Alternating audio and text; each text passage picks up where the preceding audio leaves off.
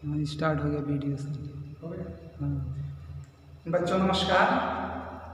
कल हमने आपको बस्तियों से संबंधित पाठ में भाग 1 के बारे में बताया था। बस्तियों क्या अर्थ होता है, परिभाषा क्या होती है, अन्य बातें भी इसमें बताई। आज भाग 2 के अंतर्गत बस्तियों का वर्गीकरण, ये चर्चा के मुख्य विषय हैं। बस्तियों का वर्गीकरण, ग्रामीण बस्तियों की विशेषताएं और तीसरा पॉइंट है ग्रामीण बस्तियों को प्रभावित करने वाले कारण। इन 3 प्रमुख बिंदुओं के अंतर्गत कई एक पॉइंट हैं, इनको आज हम डिटेल में आपको बताएंगे। सबसे पहला है बस्तियों का वर्गीकरण। सामान्य तौर से आप लोग जानते भी होंगे, बस्तियां 2 प्रकार की होती हैं, एक ग्रामीण बस्तियां और दूसरा नगरीय बस्तियां।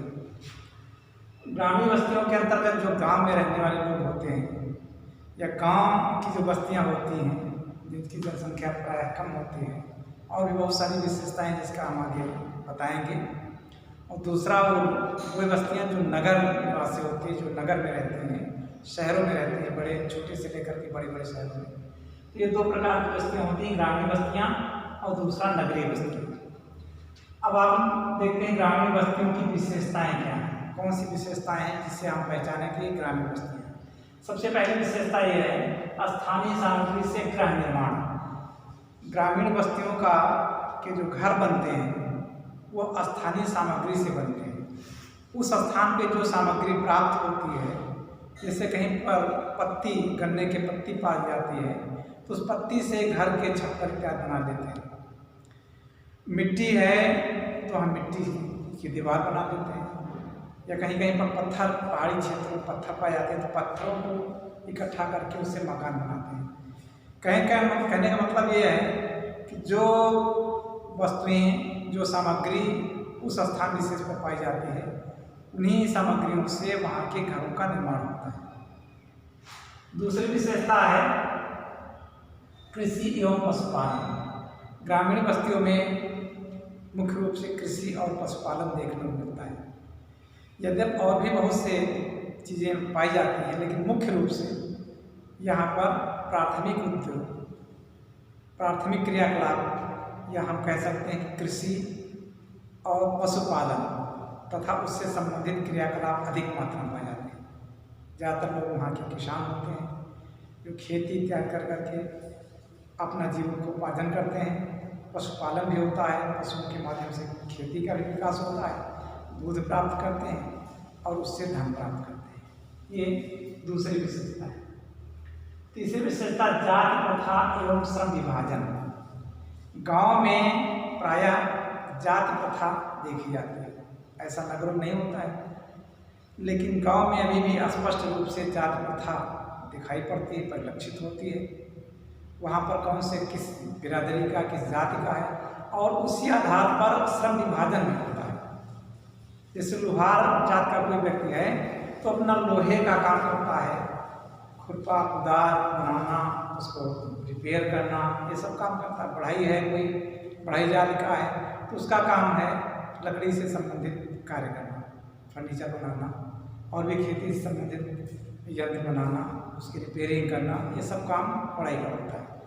इस तरह से जिस जात के लोग होते हैं उससे संबंधित श्रम विभाजन होता है। बहुत से भड़भुजा होते हैं, वो अपना भड़भुजे का काम करते हैं। तो इस तरह से गांव में अभी भी जाति प्रथा परिलक्षित होती है, और उसके साथ ही साथ वहाँ पर श्रम विभाजन उसी प्रकार का होता है, जातीय आधार। अगला है अव्यवस्थित बस्तियाँ। जैसे आप शहरों में देखते हैं कि एक साइड में रोड बनी है और फिर क्रम से मकान बने हुए हैं, रोडें चौड़ी हैं, कोई टेढ़ा मेढ़ापन नहीं है। शहरों में व्यवस्थित बस्तियां होती हैं, प्लानिंग से बसाए जाते हैं शहर, लेकिन गांव में ऐसा नहीं। जो जहाँ स्थान पाया उन्हें मकान बना दिया। तो टेढ़ी मेढ़ी गलियाँ गांव के अंदर होती हैं, सकरी गलियाँ होती हैं, और कोई व्यवस्था नहीं होती कि किस प्रकार से व्यवस्थित आने जाने के रास्ते भी कहीं कहीं अवरुद्ध होते हैं, कहीं चौड़ा रास्ता है, कहीं सकरा रास्ता है। इस प्रकार की वहाँ की बस्तियाँ अव्यवस्थित होती हैं।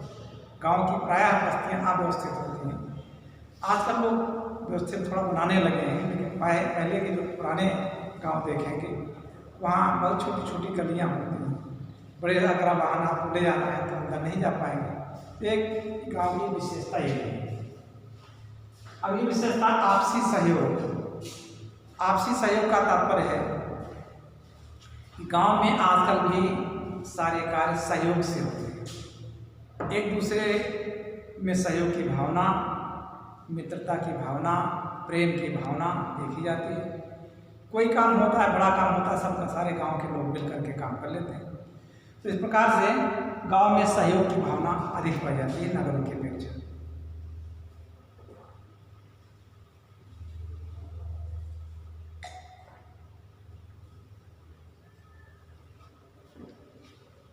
आपसी प्रेम व्यवहार, सहयोग, मेल मिलाप, अनेक प्रकार के जब हम वो देखते हैं पर्व आते हैं, चाहे ईद हो, बकरीद हो, होली हो, दिवाली हो, सभी जाति के लोग मिल करके मनाते हैं।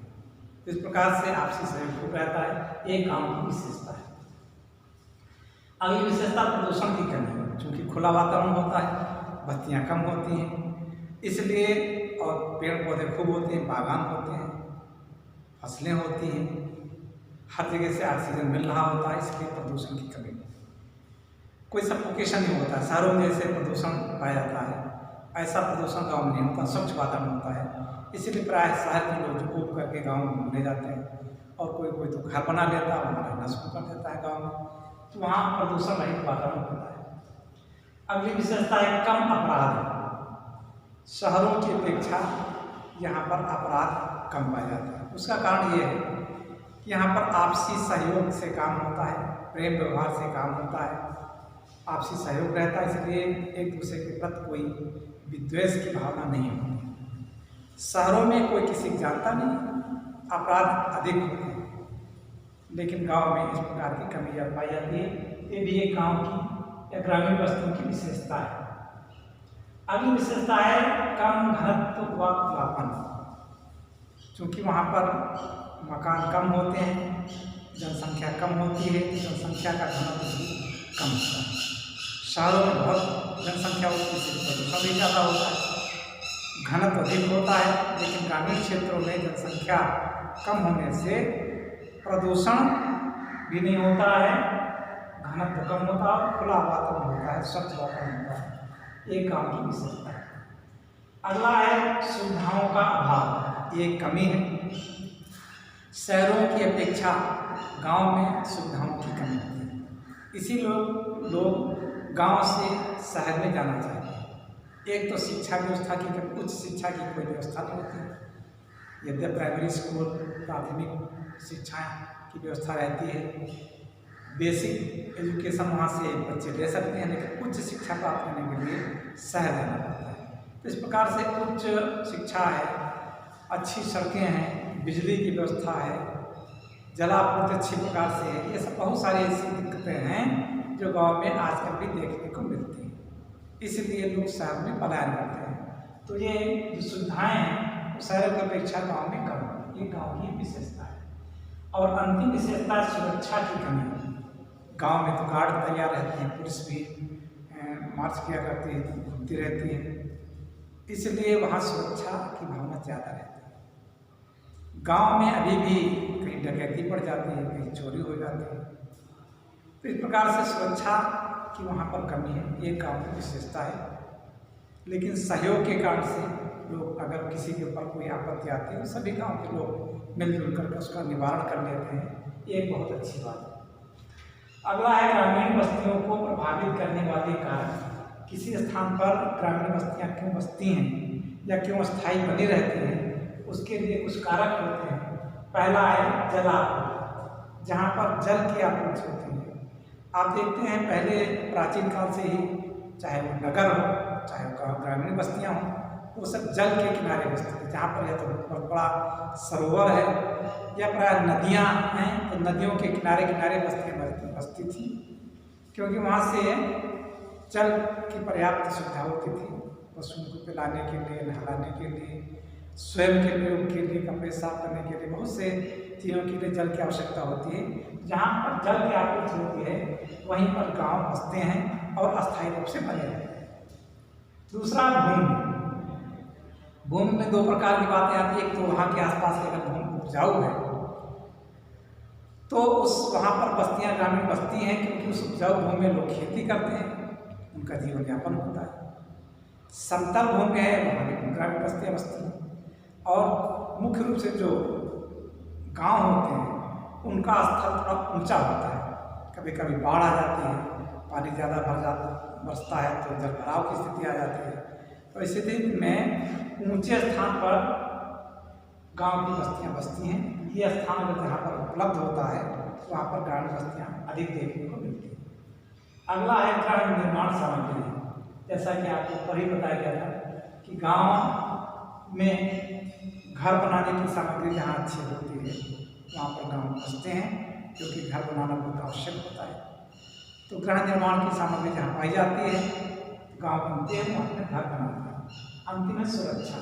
सुरक्षा भी किसी गांव को स्थायित्व प्रदान करने के लिए या बसने के लिए प्रेरित करती है। अगर बस गए हैं, सुरक्षित नहीं हैं, आए दिन डकैत बदमाश परेशान करते हैं तो ग्रामीण बस्तियाँ उजड़ जाती हैं।